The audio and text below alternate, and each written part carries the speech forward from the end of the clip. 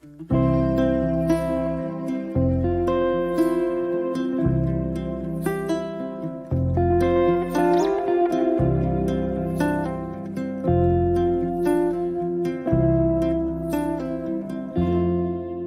welcome to University College Cork Global Speaker Series. My name is John O'Halloran and I have the privilege of being the interim president of University College Cork. I'm a proud UCC alumnus and we're really excited to have you joining us here this evening. Throughout 2021, we'll bring a series of conversations into your room from places afar. One of the great joys of online is, of course, that we can reach broadly across the world to enable great conversations to happen. In these conversations, we'll have someone facilitating the conversation, exploring both the challenges and the opportunities facing the world in which we're in today, whether it's COVID, whether it's climate change, or the significant geopolitical changes that are happening across the world. Each month, an expert from our global alumni community will discuss this topic, and I hope that you will find it interesting. And really what we're trying to do is to connect you across the world on these amazing topics. What we'd like to do is to explore during these conversations what has happened in the past year, what have we learned, what might we hold on to, or indeed what we might change, and not go back to this very difficult period for our history. What I'd like you to do is to enjoy this series, and I hope that you become inspired by the conversations. And I want to thank the speakers and our facilitators for sharing your time, sharing your expertise, sharing your encouraging and creative practice, and we look forward to having a wonderful series of conversations. Thank you for joining us today, and I wish you well.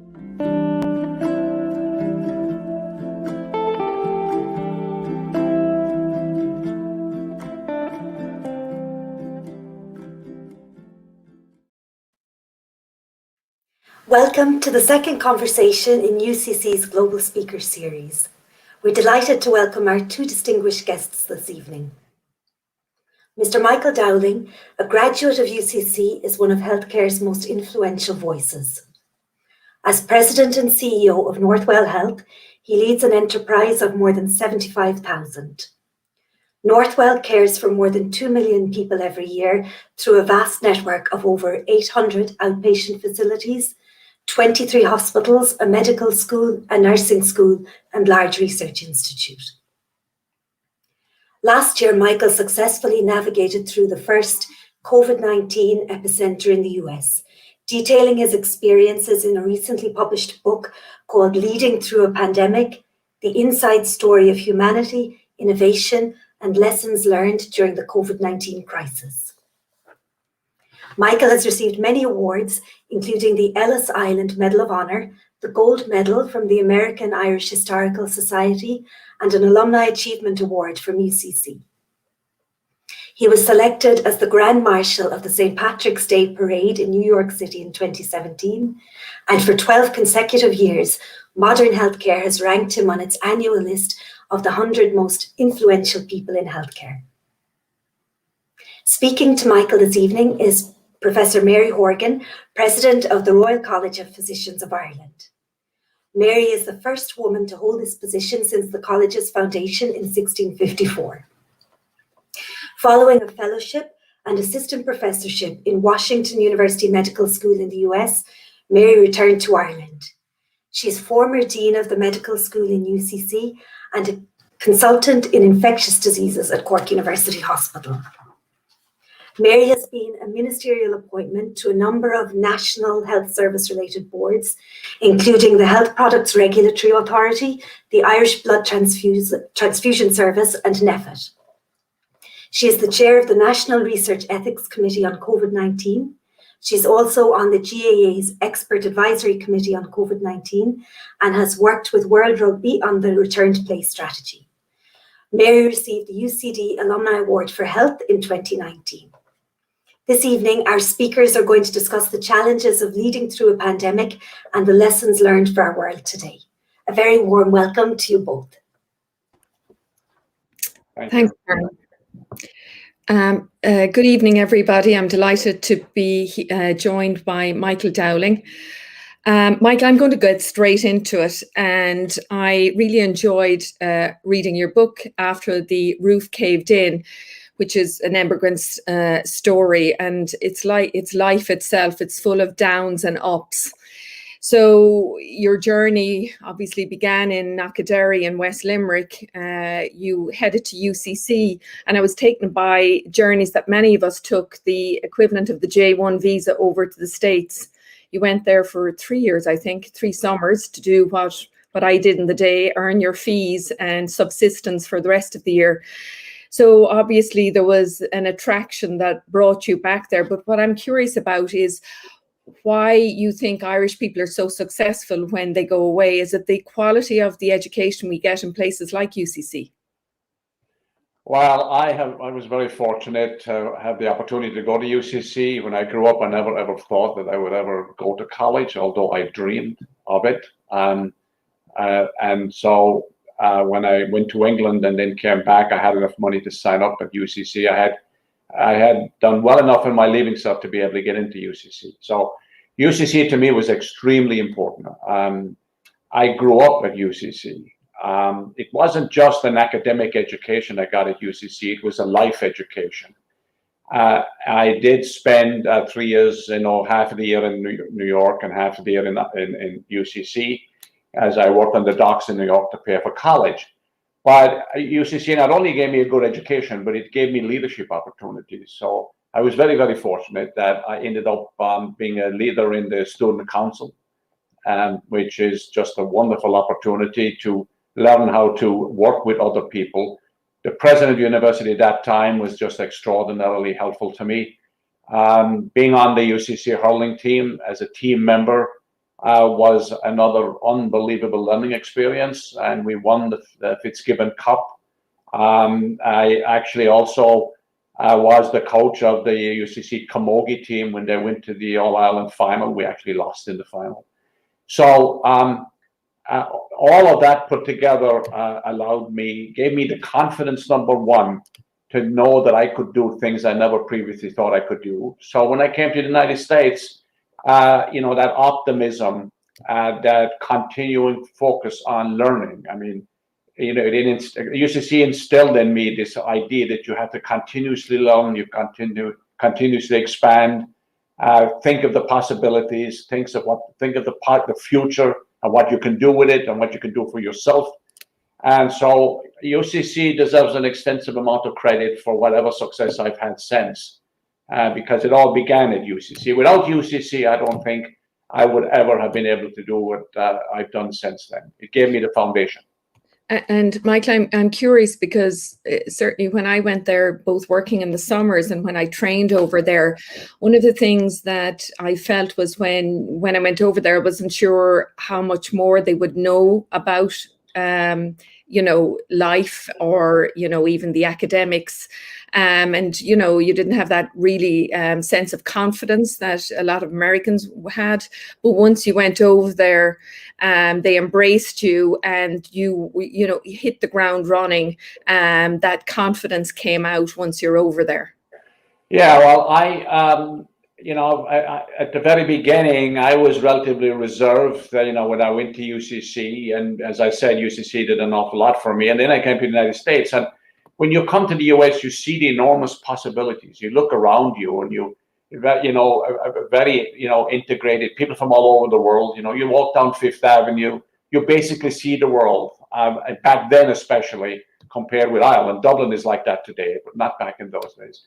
And you walk down Fifth Avenue, you see people from every part of the world, and you think to yourself, there are no limits here. If I'm willing to work hard and I'm willing to take risk, I'm not afraid of failure, I'm willing to dive in and have and be resilient, there is nothing that you can't do. And I think that sense of confidence, but hurling, and I would like to bring back sports, hurling gives you extreme confidence. I was lucky enough to get on the UCC team and to be with a team going out to fight battles against other teams. And that winning attitude, that idea that when you're in the locker room before and you want to go on the field, you say to yourself, I'm going on the field to win. I'm not going on the field to lose. So you transfer that attitude into non-sports, normal life, and you carry it with you. And you say to yourself, tomorrow is going to be better than today. Today is going to be better than yesterday. And there are no limits to what I can do next week. And the United States, you know, opens up those possibilities for you. And as I said, I have been very, very, very fortunate. So I'm going to kind of fast forward into really the current time. And I know you'd worked with Mario Cuomo, who we'd all know in Ireland, certainly our generation, that strong link he had between Ireland and the US. But you've now reached the position of President and CEO of the largest health care group in New York. You've 72,000 employees only, plus or minus, it may have changed. So I was struck by a few things in your more recent book on leading through a pandemic. One was bad things will happen and we have to be ready. And I think we are living in a world that is portrayed as risk-free. And one that is perfect, and it's far from that. And I liked your quote about we are comfortable being uncomfortable during a crisis in your health or in your health systems. So what I'm keen to hear, and I'm sure the audience are, is what is leadership? What does it look like in a crisis? Good leadership. Good leadership in a crisis, to me, is demonstrating continuous optimism. It's bringing people together and unifying. It's inspiring people to understand that they belong to a cause. They belong to a mission. They're focused on doing something great and making a difference. They're not just working for the organization. They're belonging to a cause and a mission. It's about building trust. It's about creating followership. It's about staying calm, not getting stressed out, because sometimes in crisis there are people who just get terribly perturbed by little things that happen, and you've got to just sit back, calm people down, get them motivated, and understand what the goal is. That when you're in a crisis, you're going to win against the crisis. A bad thing happens, and bad things happen all the time, small and large. It's how you react to those situations that defines you. It's how your true character gets displayed in a situation like that. So I remember at the beginning of COVID, I was interviewed on 60 Minutes, which is the big TV show over here. And I was asked a question about COVID, and this was in the first couple of weeks. And I basically said, we are going to win against COVID.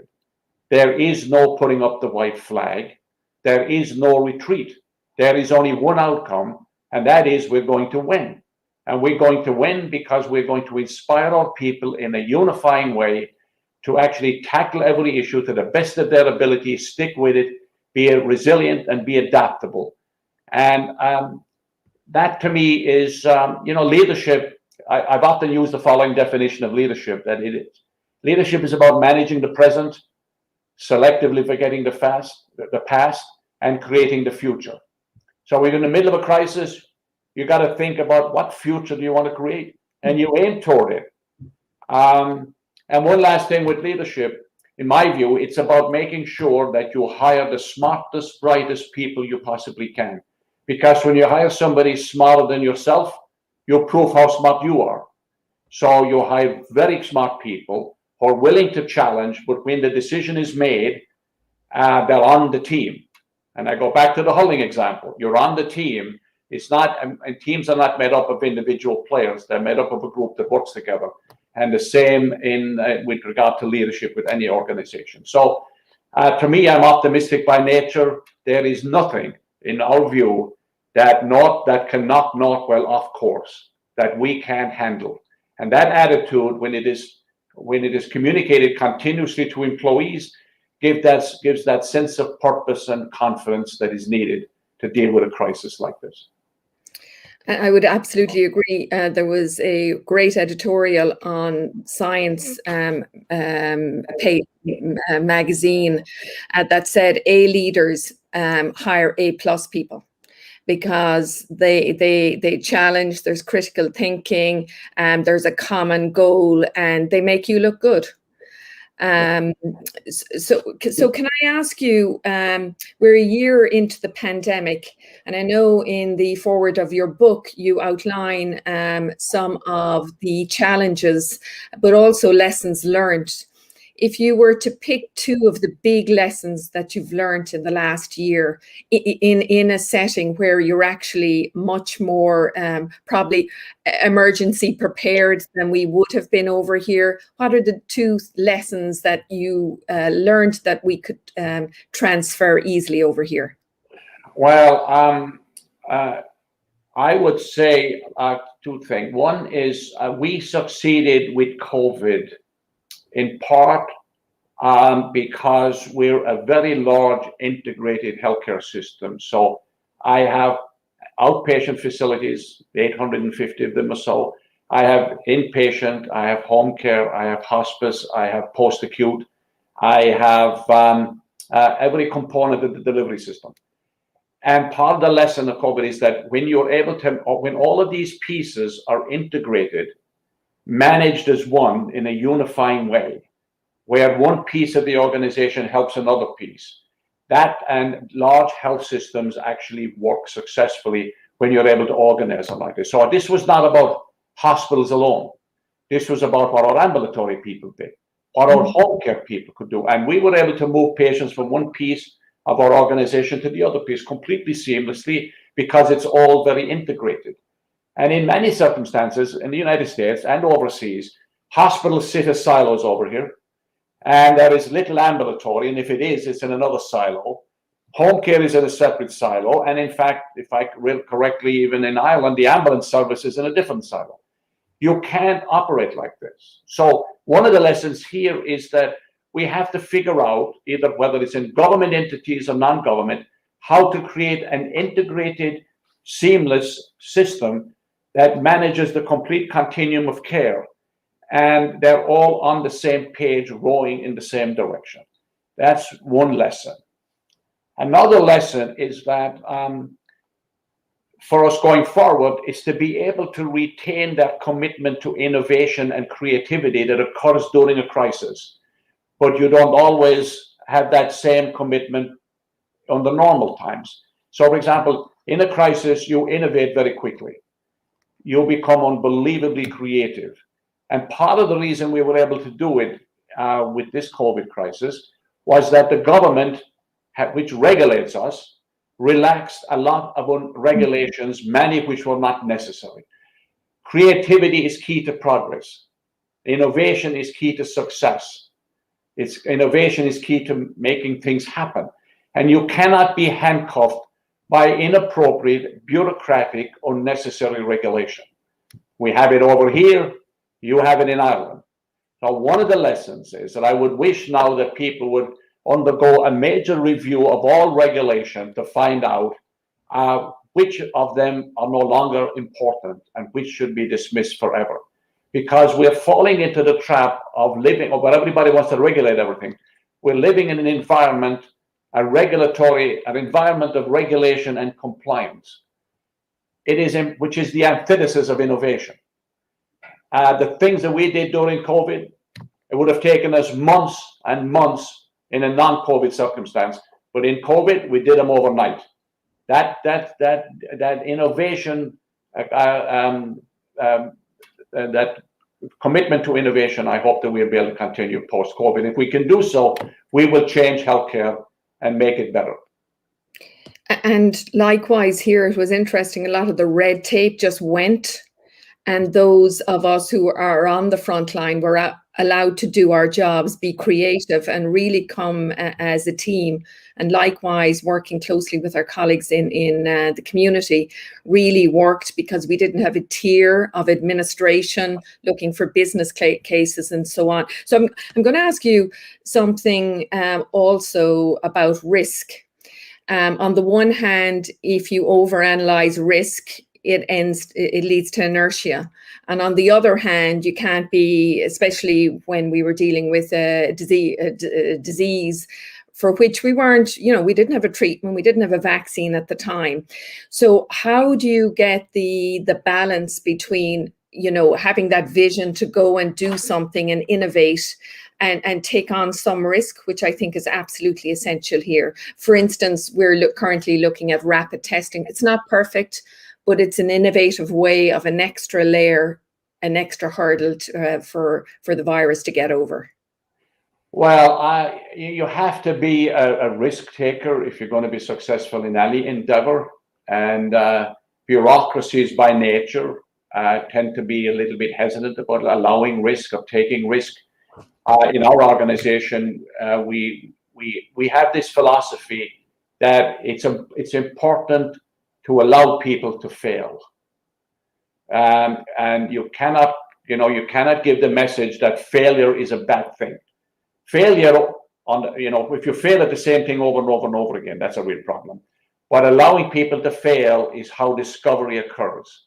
As you know, most research, you're going down one track, and you find some other way, you find something else, and you never discover what you think you're looking for. You actually leads you to discover something that's different, and that will end up with a major innovation. So, to me, it's this balance. It's taking risk, just going for it, and if it doesn't work, being willing to change relatively quickly. But I would rather make a big mistake and then be able to change it than preventing the mistake from happening in the first place, or taking the risk in the first place. It's that key balancing act. And when we built our health system here, I could say we took risk on almost every organization that we merged with. We took huge risks. When I took over Lenox Hill Hospital in Manhattan, everybody told me that it was going to be disastrous, it would never work. And I don't necessarily believe all these business plans that people give me. You sit and you talk about it, you do a business plan. And what is a business plan? It's somebody else's interpretation of what they think is going to happen. And you use it as a guide, but then at the end of the day, you go with your gut. Yeah. Your gut tells you that's a good way to go. You go that direction. If it doesn't work out, who heck cares? You change it, you modify it. You don't stick with it, though. That would be the mistake. Yeah. But you change it. So to me, I encourage risk-taking in this organization. I hire people that like to take risk. I don't want to hire a bureaucrat who believes in yesterday. I tell my employees all the time that the biggest competitor we have is not the big organization down the street that we compete with. It's the status quo. Your biggest competitor is the status quo. And if you want to break from that, you take risk. To me, it's an essential key ingredient of leadership. But you don't get stupid. There's a difference between taking a lot of risk and being stupid. I'm not talking about stupid. I'm talking about taking a calculated risk. Michael, this has been seen as really a health crisis, but it's much more than that. Do you think that, and I suppose you can talk about the States, but certainly from Ireland, that we should have been more cross-sectoral, beyond pure health, bringing in business, data, AI, health economics, and had that kind of that ability then to look at risk and cost benefit analysis of everything we were doing, more so than we did in this country? Yeah. Well, to me, this the COVID is much more than a healthcare issue. Just like in Ireland and here, it's a huge economic issue. I mean, we will get over COVID in the next 6 months. It will recede into the background to some extent. And we may need a booster shot every year, a vaccine every year, or whatever. But the economic implications of COVID will last for the next 5 to 10 years. And so, I take a much broader view of health in general. Health is what everybody does. Health is not just what the doctor does and the hospital does and the ambulatory side. Health is about what the food industry does, what the business industry does with regard to creating employment. The biggest challenge in New York right now will be building back New York City economically. And we, as the biggest employer, will be a major player on this. And I've been working with a lot of other businesses that are now coalescing around what we need to do to bring the city back, which I believe it will come back very strongly. The city is a a very resilient place, and New York will be again very, very powerful in the near future. But it does take all different businesses to come together to do this. So we can't live in silos. And by the way, I argue over here, we're a huge business. Or Northwell is a huge business. We're not just a healthcare provider. We employ 75,000 people. The downstream economic benefits of what we do in the communities, it's really extraordinary. So even though we're a not-for-profit, we are a major business, the biggest one in New York. And we should be working with other businesses to, now going forward, to figure out how we prevent other bad things in the future from happening through developing surveillance systems, and then coalescing together about how we respond to it when it happens, because we will have another crisis. And what we need to be doing now is building that infrastructure, that community commitment, that interdisciplinary focus to be able to say to ourselves, are we now doing the things to be prepared for the next time something like this occurs? That's the challenge. Instead of getting complacent, sitting back and relaxing because we're over the crisis whenever that happens, and we get complacent again. There should be no time for complacency here. And one of the lessons that you learned was the ability to upscale your research innovation and data analytics to inform the policy around what you were doing in Northwell. Can I ask you a little bit about that? I mean, again, in a country that's small, we do have silos when it comes to clinical trials, some research across various disciplines, across universities.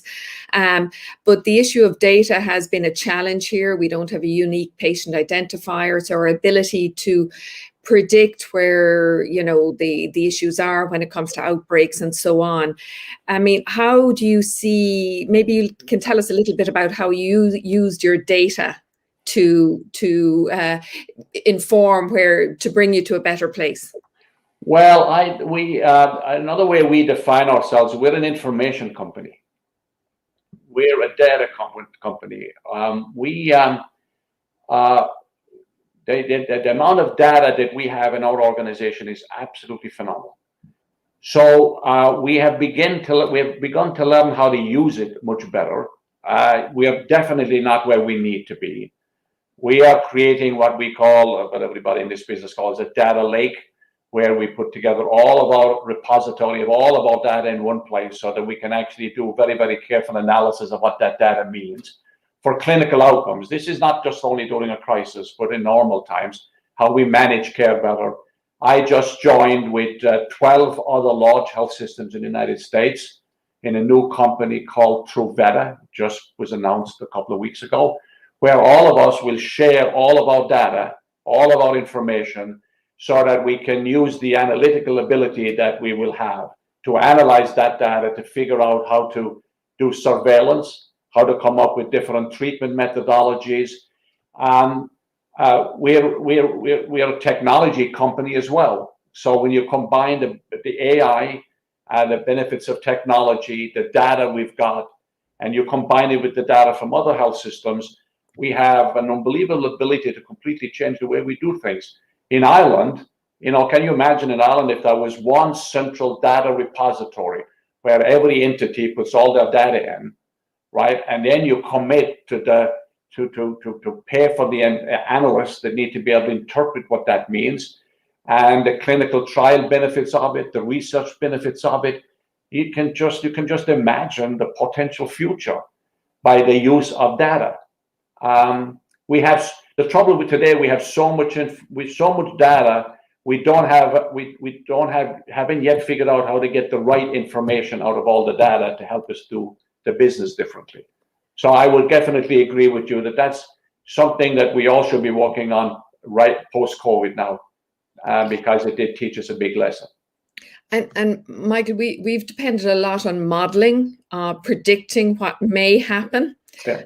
And it is a difficult thing to predict, but I just wonder if modeling per se, given that we're finishing our third wave, is the way to go forward. Is it better to do it, to base it on the data that you've accumulated and then nuance that to determine where we are when we go into the summer, for instance?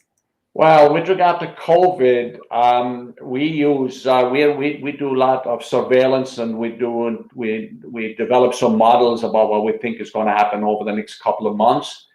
And I'm quite frankly not too worried about COVID now, because I think it's receding. I think we need to be worried about what we do about providing improved healthcare post-COVID. We're in the downslide of COVID, so it may last another 3 months, 4 months, 5 months. In the lifespan of time, it is almost insignificant. So it's what we do with all of the information we've got, how we analyze all of our data, how we develop the right kind of models to figure out that if you come into a facility with liver disease, do we have a consistent, standardized way of treating liver disease across the whole organization, across all of Ireland, for example? If you come into Dublin, you come into Galway, come into Cork with X, do we have a standardized way of treating that care? This is not cookie cutter medicine, which some people criticize it as being, but it's how we use the information to educate so that we have we standardize the delivery of quality healthcare. That's what we're trying to do here in our health system. Of course, the United States is much, much larger and a very competitive environment here. So getting competing organizations here to work together becomes a little bit of a challenge. But I'm so big as an organization, I can do a lot inside mine. If I do it inside my organization in New York, what I do influences what everybody else does because of the scale that I've got.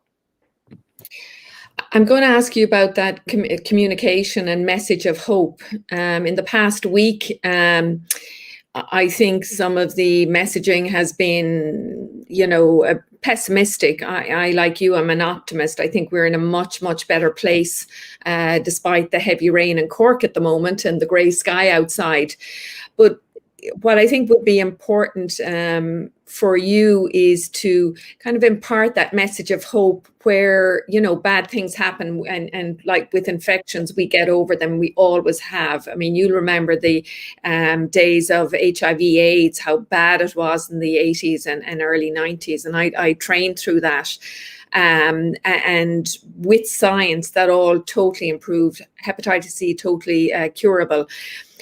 People are impatient because we haven't had restrictions put on us ever, certainly since my memory. So this is kind of our modern day war, except we don't have young people dying. So, I mean, when you're giving that message of hope to your employees or the public over there, and seeing where we are this time next year or in the fall, what you say, what message do you say? Hang in there. We're nearly there. Well, I talked about that, last couple of days with a lot of staff. It's been a year now since we had our first COVID case. And pandemics are different than other crises because they last a long time. Usually a crisis comes, you have a storm, you have hurricane or whatever, which we've had here. They come on a Friday and they're gone by Wednesday. So it's a long period of time. So it's a year. And we have a couple of more months to go. But if you're a leader or you call yourself a leader, the idea is to get people to understand that, people have gone through much worse over the course of history. I think of, if you look around the world, pick up the newspaper any day and look at what's happening in Ethiopia, what's happening in Afghanistan, what's happening in other places.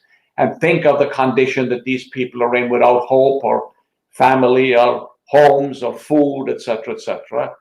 I think of the immigrant experience. I've used this as an example. I think of the people, when I hear people complaining about how difficult it is to wear a mask and what am I going to do? I say, can you imagine the Irish people who left Ireland on the coffin ships back in the last century and spent 3 months coming to the United States? They did it because there was hope.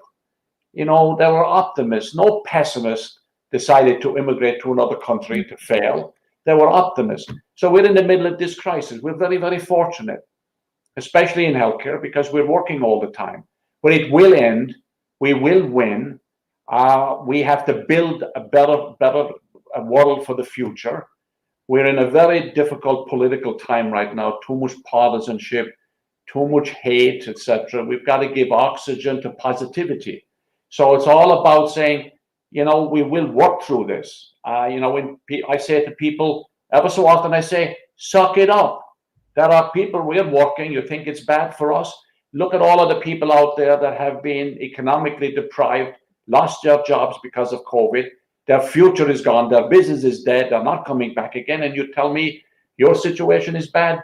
Our situation, our responsibility now is to get the economy back so everybody will be better. So in the course of history, this is a minor interruption in my view. If we put as much energy into being optimistic about what can happen, what we can do, instead of like what went wrong 6 months ago, why didn't we do this, that, and the other, and without understanding the context, we would be much better off. So it's you have to send a message on a continuous basis. We will win against this. We will get the economy back. In Ireland's case, Ireland is unbelievably well situated right now.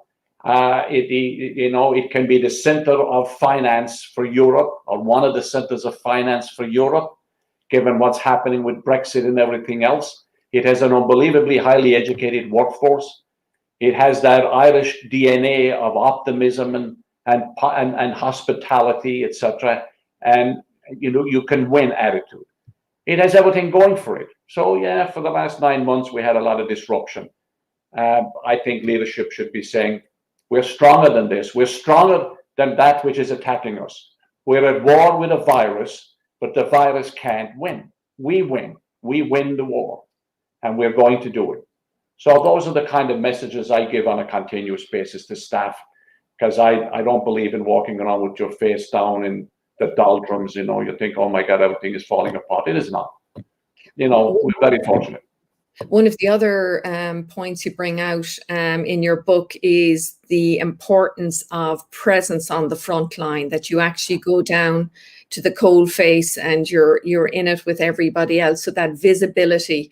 Can you tell us a little bit about how important you think, and Andrew Cuomo did it just like his father did. There was a presence there, and he was, the visibility was there. He was definite, pragmatic, which I think is a really important word in leadership when in pandemics.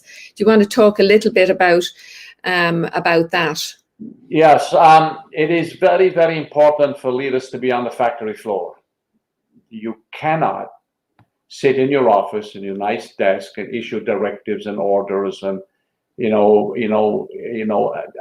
and say you must do this, you must do that. You've got to get out front. So what I did on a daily basis during COVID, and I'm still doing it, and I've done it pre-COVID as well. I do it all the time. You walk through the facilities, walk the floors, meet with the staff. Talk to the staff, have humility, get people to recognize that you're there with them. That becomes unbelievably important. You can't do it with just, this is where I disagree with the people who think technology can answer everything. Sending an email is fine. That just doesn't do it though. You've got to get out and do it in person. You got to walk the walk. So I was in every ICU, in every facility, all during COVID, met with the staff. I hold staff meetings on an ongoing basis. Now, of course, there's a lot of it with Zoom, but then prior, it was always in person. And one of the other lessons with COVID is that you could never have succeeded with COVID if you didn't take exceptional care of your staff. If you were not totally committed to their well-being, their health, their future, their concerns, their safety. And we spent enormous time and money on this during the COVID crisis, but we do it on an ongoing basis. In fact, our employee engagement has jumped in the past year to its highest level in history. We're at the 91st percentile in employee engagement. During the height of the crisis, our employee engagement and satisfaction just jumped. So you've got to get out. Leaders should walk the walk, get out there, talk to the people. And my view also, one other thing, be willing to meet any employee who wants to meet with you in person. It takes time, but there is nothing more important in your job than building the commitment among your employees and inspiring good work. And can I ask you, the younger generation who hopefully are listening into people who are just graduating or in college, which has been a particularly difficult time, both on how they study, they socialize, and really look for jobs. What, I don't even need to qualify by saying optimistic message, because the message you're going to give is just like that anyway. So, like, what message would you give to them? I would say the world is full of opportunity. Go find it. If somebody opens a door for you, walk through. If it doesn't work out the first time, try again. Do not give up. There are some headwinds right now. When you hit the headwinds, don't just quit. Keep pushing forward against it, and take a look at the broader world. We're a very interconnected world these days, and much more so than ever before, as you all know. So opportunities abound every place. You have a lot of potential. You graduate from a wonderful university or college, and it's there. It's an open world. And it may be difficult for the next 12 months. But think long term. You may have to do something in the next year that you never wanted to do. Maybe you have to work in a restaurant for a while. But that should never prevent you from going to the next step, to what you really want to do. If you know, and you remember, life is about finding out what you like to do. You never know what you like to do at the very beginning. You keep working, and be positive. I'm going to mention one more thing before I go to the questions. And to me, the importance of networking. The Irish, again, have an ability to do that. We've been, for such a small country, we have such a global reach. Your use of your network to get things done. I mean, certainly as the president of the College of Physicians, I was able to reach out to diaspora in New York, in Australia, in Europe, to share their experience with a very rapidly developing field of medicine. And everyone just stepped up to the plate. Nobody had the excuse of saying, well, I can't, I'm on vacation, because everyone was around. So your advice on using networks? Well, networks are huge. This goes also back to the previous question. The network you make if you're in college as a student, the network you make among your friends, your students, and your friends in college, that becomes huge later on in life, because all of your friends will end up someplace in a leadership position, and you will be. I have friends from UCC that I am in constant contact with to this day. I talk to them regularly. They call me when they come to the United States. We get together. When I go to Ireland, we get together. And then the networks, the business networks are huge. Let me give you an example. During COVID, the biggest problem during COVID was having the adequate staff to man the ICUs on an ongoing basis 24/7. And you had to give your staff a break ever so often. So I reached out to people that I have been in, that part of my network in the United States, which is the CEOs of the other big health systems. And I reached out to a friend of mine who heads the Intermountain Health System in Utah. I said to him, I'm under a little bit pressured here with staff. Do you have any staff that are willing to help? He sent me from Utah 90 people. Okay. When he was in trouble later on, I sent him people. I sent my staff to Texas, to Georgia, to Puerto Rico, all because of that network, that you can you develop the trust, you get together, you deal with people with integrity, and then when you're in difficulty, you pick up the phone and people will respond. So networks are huge, and not just inside healthcare, but between healthcare and other businesses as well. Okay, I've got some questions here. as you both reflect over the past 12 months, what deeper leadership capabilities have you developed that will last beyond the current crisis? Do you want to go first, or do you want me to go first? You go first. Well, one thing I think is really important is visibility and the going with your gut instinct. And if you think it's right, it probably is. And if you're not absolutely sure if it's right, go to a trusted friend or mentor. But, you know, be brave enough to stick with your point if you think it's the right point. Certainly with my role in infectious diseases, I'm very experienced. And I think that a lot of what's out there, you know, just because of experience, but also, again, because of network. If I wasn't sure, I made sure and then went with it. And thankfully, most of that was okay. Michael? Well, I think there's two things I just want to mention. One is that the respect I gained from watching staff do extraordinary work leads me to believe and understand that we need to spend a lot more time focused on frontline employees. We do a lot in that regard, but it is never enough. The second thing is that given what we achieved during COVID and what we were able to achieve in an extraordinarily difficult environment, from a leadership point of view, allows you to think about what you can really do when there is no crisis. So in other words, it forces you to think about how to raise the bar, how to go above and beyond what you thought your capabilities were. So I've often sat at home thinking, there is so much more that I can do. If we've just came through something that's extraordinary, we've just got to lift it up now. There should be no argument against improvement going forward. That there is unlimited ability to do great things. And we just better not fall into a complacency when this is over and kind of forget. It should be a kind of a motivator to get us to do more as a leader. Not just inside our organizations, by the way, but what we do in the public in general. We are all influencers in the broader public.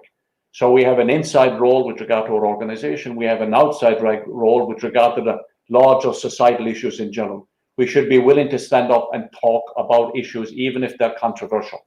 So, for example, over here, I've taken on the issue of gun violence. A lot of people a lot of CEOs of health organizations are scared to take on this.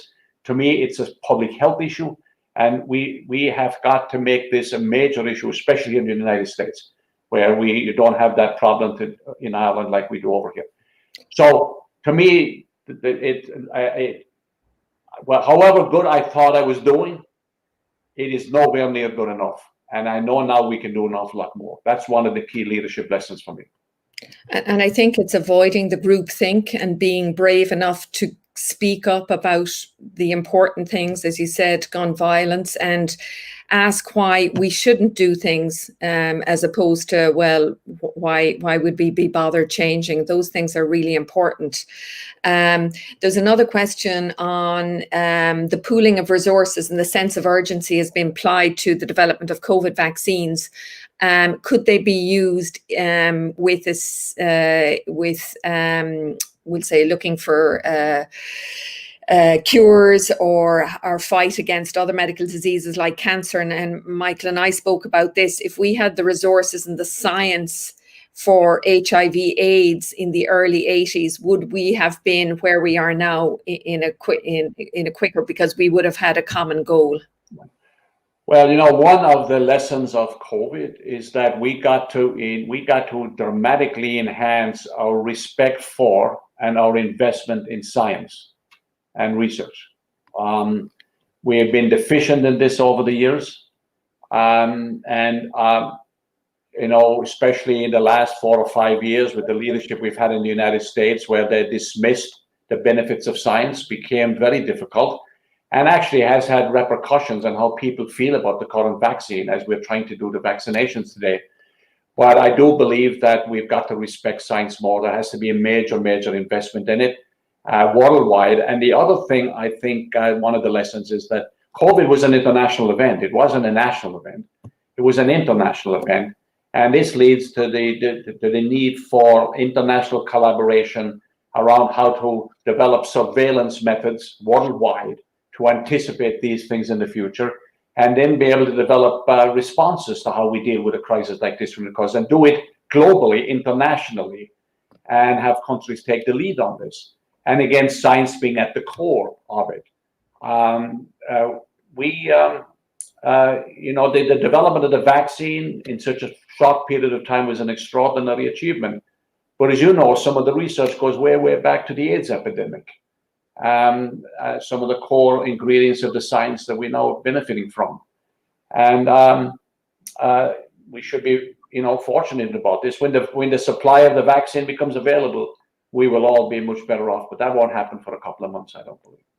And I think it's important that we include countries that don't have access to the vaccines, that we will eventually have a vaccine. There's no point in vaccinating all Israel if the Palestinian group aren't vaccinated either, because there's traffic between the both. So that's really important.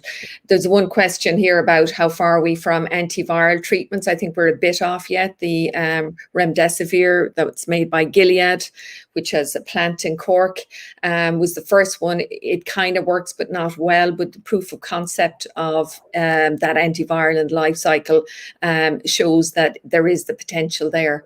Michael, I was going to, another question here. Is you manage to meet most of your staff when they start with the organization. Did you continue that during the pandemic? Yes, we're doing it now by Zoom. I did it yesterday morning. I do it every Monday morning, and it is better in person. I mean, I can't wait until I get everybody back. We hire about between 150 and 200 people a week, and I have been meeting every employee every Monday for the past 21 years. So all new employees go through a major orientation to the organization, irrespective of where they work at their jobs. They all come to one location. They go through a complete full day of orientation. I do the first couple of hours every morning. And now I do it through Zoom. So I see all the photo pictures of all of them up on Zoom, but it's different than being in person. And that's unbelievably important, because you give the information about the health system, you outline what the direction of the health system is, what the policies are, and what the values are, and what's acceptable and what's not acceptable. If you demonstrate through your behavior that you don't want to work here for us, given our value and our culture, then we will gladly oblige you. You're not going to work here. And we're very, very strenuous about this. Who you select to work in your organization helps create the kind of a culture you want to have in your organization. And so that is extremely important. We do the same with all physicians. Like tomorrow morning, we have a major physician orientation. I do it with my chief medical officer. That's been an important part of our organization. And I also think it's an important ingredient of how it is we've been relatively successful over the years. I mean, we're not as successful as we want to be. You're never as successful as you want to be. And because I'm very competitive and I always like to push the envelope further and further upfield, but we've done pretty well, and that's been a big, big part of the culture. Well, if you were perfect, then you'd have no job. Perfection is something you aspire to. You never quite get there, because it's about looking at what you're doing and reforming, renewing all the time. I've got a question, and I suppose this, to me, we've the same questions over in Ireland, but for me, you mentioned it earlier about looking forward and not looking back. And this is with our politicians, it was on Andrew Cuomo, on the nursing home numbers and so on. And I guess it's how the media portray what the issue is, and whether it's an issue that just happened at the time because you're in the middle of a time of uncertainty and you have to make decisions, versus, the retrospectoscope, which is, as you know, is brilliant. Everyone's has perfection a year later. And particularly in the middle of a pandemic where you do need to make decisions, you need to be pragmatic, and you base it on the information you have at a given period of time, as opposed to people constantly going back. Yeah. Well, I work very closely with the governor on all of this, and I've known the governor for a long time. And the nursing home issue got an awful lot of attention. There's an extensive amount of politics associated with this. Everybody is focused on a directive that he issued on March 25th about patients going back to nursing homes. And that directive was the right thing to do. The policy was correct. Despite all of the public debate on it, I still believe that it was the right thing to do. People pick out little pieces of that directive. They don't understand the larger picture. It didn't direct the hospitals to send anybody back to a nursing home unless the nursing home was ready to accept it and had the safety precautions in place.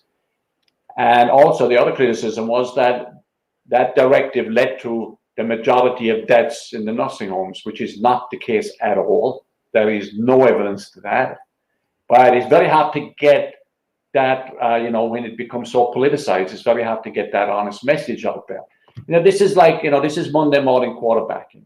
This is like the guy who comes on a Monday. You play a holiday game on a Sunday. He comes to you on a Monday and he says, why didn't you do this? Why didn't you do that? Why didn't you do the other thing? Well, you never played the game. You were not in the game. You were not in the arena. And it's like Monday morning quarterbacking. So you have a lot of that going on here. On the ditch is the, as you well know, the term Absolutely. here. Yeah. Michael, there's another question. I think it's a really good question. It's about how do you manage your own wellness and well-being? You're smart and energetic. What's your personal regime? Obviously, optimism is a huge part of it, and support of your family. Well, I people ask me what I do in my spare time, and I say I work. I love working. It's good for my health. I to work 7 days a week. I start very early in the morning. I end late at night. I do weekends. I'm at home. I spend it at home with my wife. My kids are obviously in the area, but not living with us. But when I'm at home, my wife and I, Saturday morning, my wife and I will go to breakfast every Saturday morning, every Sunday morning. We hang out for a while, and the rest of the day I work. I read, I write, I catch up on my paperwork. So when I come in on Monday, I'm completely prepared for the week. So life balance. I balance my work. I go to the gym, I do work out, but I don't have other things that interest me big time. I am just very, very focused. And for me personally, the worst thing that you could do for me is tell me take off a week and do nothing. I would go absolutely crazy. Except you do try to get over for the rugby games to Dublin whenever it's going to happen. And meet family. I know your brother Sean. We go back a long way when, from medical point of view. So when do you realistically looking forward? Because we're all looking to get on a plane again at some stage. When do you think you'll be on the plane to Dublin? I think in the fall. I think September, October. And by the way, I will watch Ireland and Italy this Sunday. By the way. But the Aer Lingus website is probably about to crash because you've given them that optimistic message to our audience. Yeah, I think that time around the end of the year, in the fall, I think I'm looking forward to getting back. There are two. If I can ask one quick. I mean, this can't even be a quick question. How would you streamline the HSE?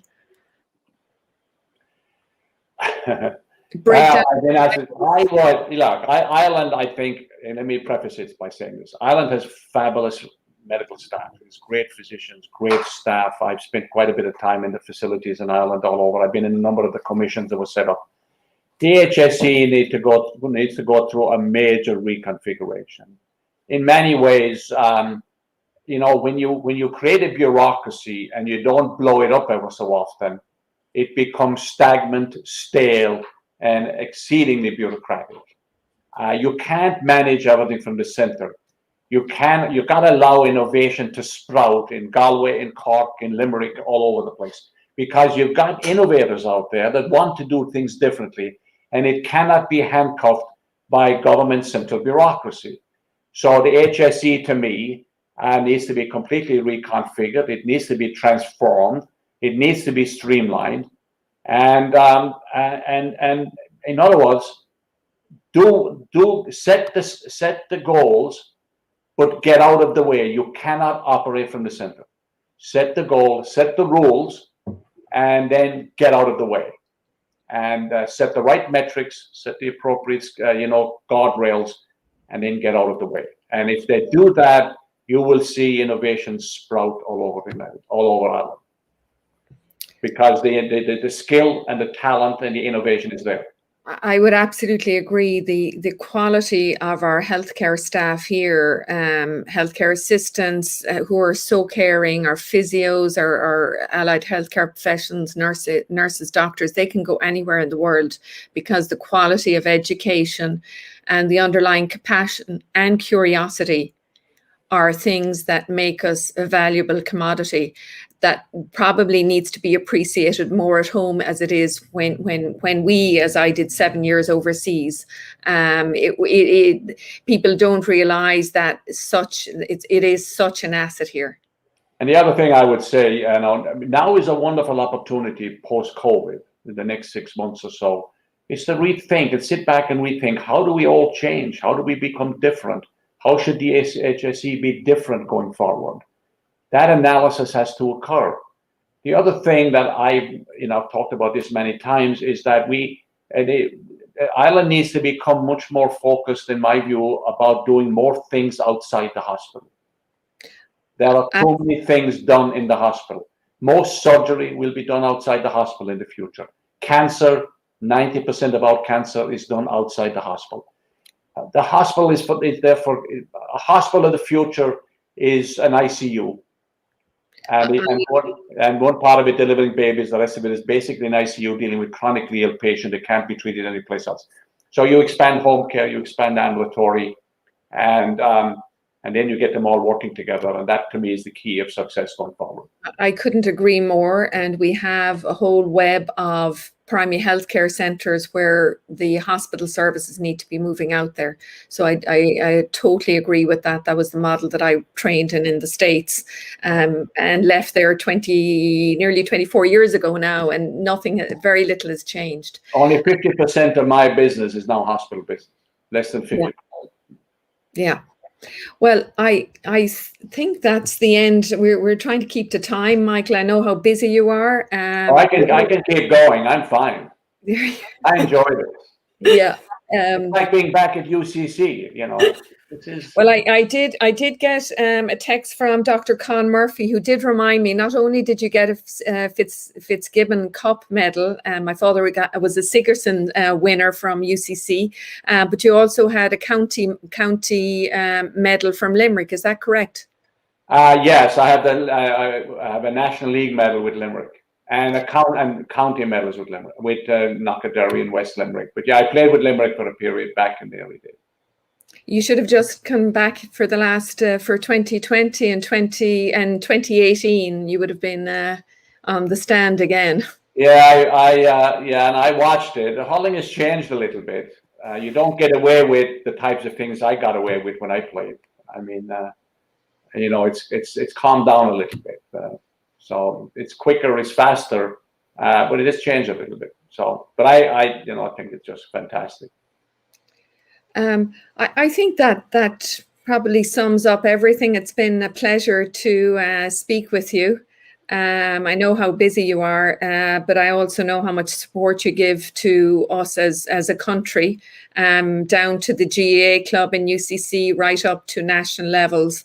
And it's great to have somebody who left and made it big, but hasn't forgotten where they've come from, which is really nicely done in After the Roof Caves In, which does show you the downs, but mostly the ups of life.